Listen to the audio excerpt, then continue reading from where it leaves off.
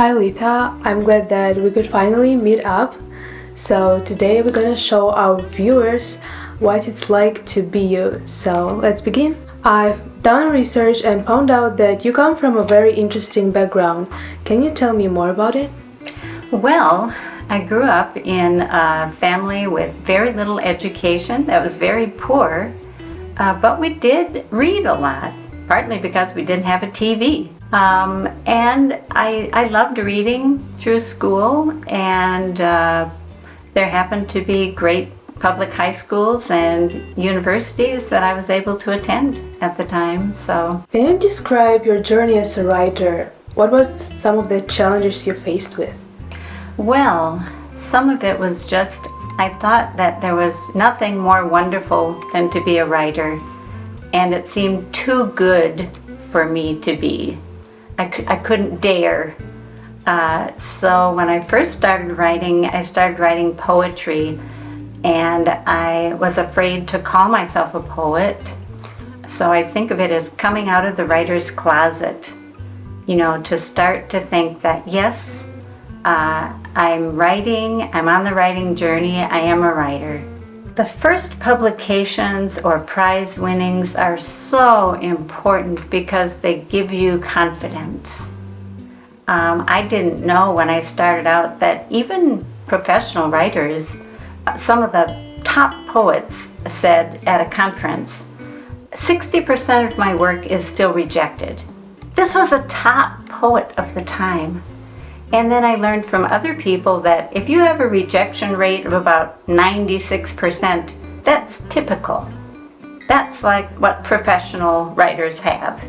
So it gave me a perspective, and then I gradually over time stopped taking it personally, and I kept on trying, and then I got more and more publications, but most important to me was having a writing community, because it can't just be a person sitting all by themselves, sending things out. That, at least for me, that's not a sustainable writing life. And what's your biggest victory in writing field so far? Well, I suppose publishing the book could be called that. But I think about 10 years ago, a writer friend and I started the Flash Fiction Forum, which is a 5 times a year event where we have about a dozen writers read their very tiny fiction. And it's really fun, and during COVID we expanded to Zoom, so now we're hybrid. We've been international. We've had writers from Egypt,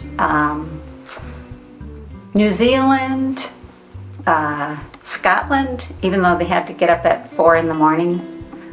So it's been really great. And now to the main thing, your new book. What is it about, genre, and topics that it relates to? Well, this is a book for writers and teachers.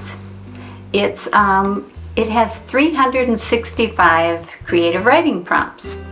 So theoretically, you could write one per day. But if you're like me, you'll leaf through and you'll see, oh, I like that one, or maybe I'll try that one. And I've heard, that people have been really enjoying it. It's kind of quirky. So I think that it's lighthearted and people won't find it daunting. My fond hope is that some teachers will assign it. Is there any way to buy it? Oh yes, absolutely. You can look anywhere.